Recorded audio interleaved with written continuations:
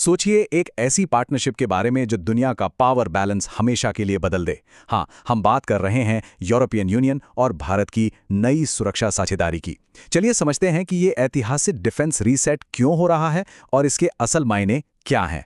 और जानते हैं इसकी शुरुआत कहां से हुई? एक बहुत ही खास, एक बहुत ही यादगार पल से। भारत के 77वें गणतंत्र दिवस परेड में पहली बार यूरोपियन यूनियन की एक टुकड़ी ने हिस्सा लिया। ये कोई छोटी मोटी बात नहीं है, ये दशकों में हुए सबसे बड़े डिप्लोमैटिक माइलस्टोन्स में से एक है, जो एक नए दौर का साफ संकेत दे रहा है। तो पहला बड़ा सवाल, आखिर ये पार्टनरशिप इतनी हिस्टोरिकल क्यों है? क्यों इस पर इतनी बात हो रही है? क्योंकि ये भारत और यूएई के रिश्तों में एक फंडामेंटल शिफ्ट है, एक बुनियादी बदलाव। हम अब सिर्फ एक खरीदार नहीं, बल्कि एक को प्रोड्यूसर यानी सह निर्माता बनने जा रहे हैं। देखिए, पहले क्या होता था, भारत और यूरोप के रिश्ते काफी हद तक लिमिटेड थे।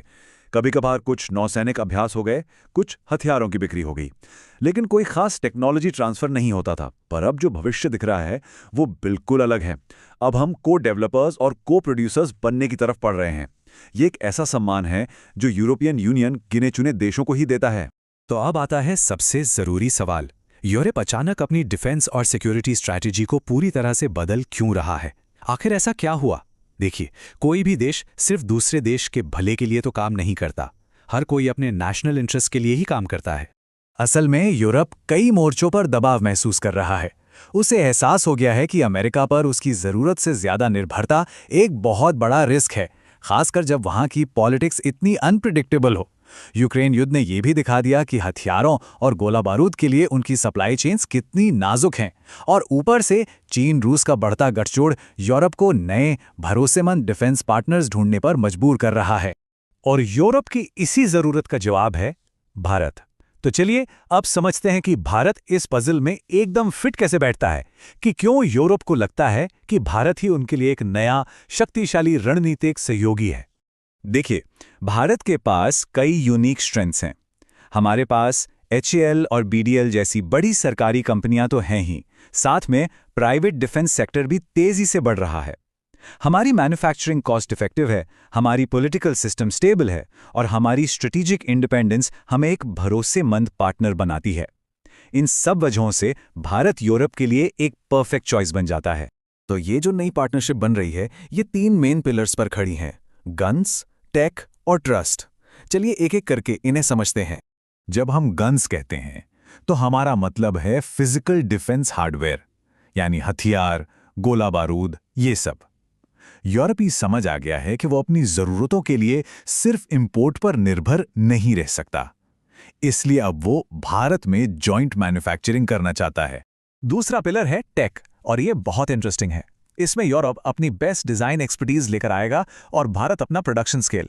मतलब यूरोप डिजाइन देगा और भारत उसे बड़े पैमाने पर बनाएगा। और हम यहाँ कोई मामूली टेक्नोलॉजी की बात नहीं कर रहे हैं। AI, cyber defence, space systems, ये वो टेक्नोलॉजी है जो यूरोप सिर्फ अपने सबसे करीबी, सबसे भरोसेमंद साथियों के साथ ही शेयर करता है। और आखिर में आता है शायद सबसे जरूरी पिलर, ट्रस्ट।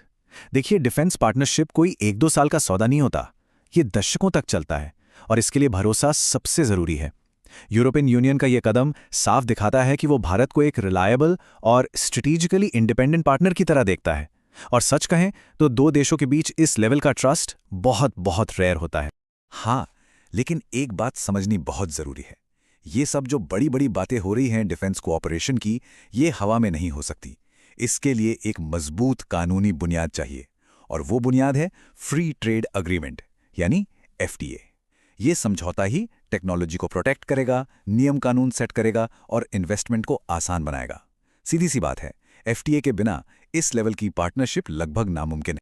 तो ठीक है, पार्टनरशिप बन रही है, पिलर भी समझ लिए, लेकिन इसका असर क्या होगा? दुनिया के नक्शे पर इसका क्या मतलब है? इसके जियोपॉलिटिकल कॉन्सिक्वेंसेस बहुत दूर तक जाएंगे। असल में ये पार्टनरशिप एक विन विन विन सिचुएशन है। यूरोप के लिए इसका मतलब है अमेरिका पर निर्भरता कम करना।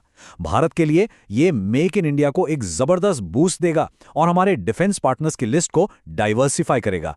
और पूरी दुनिया के लिए ये एक मल्टीपोलर वर्ल्ड को मजबूत करेगा, चीन के बढ़ते दबदबे को बैलेंस करेगा और रूल बेस्ड इंटरनेशनल ऑर्डर को बढ़ावा देगा। लेकिन हाँ, ये सब सुनने में जितना अच्छा लगता है, राह उतनी आसान भी नहीं है। कुछ चैलेंजेस भी हैं। सोचिए 27 अलग-अलग ईयू देशों में किसी बात पर एक राय बनाना कितना मुश्किल होगा। फिर यूरोप के अपने कॉम्प्लेक्स रेगुलेशंस हैं, भारत में ब्यूरोक्रेटिक डिलेस का खतरा है।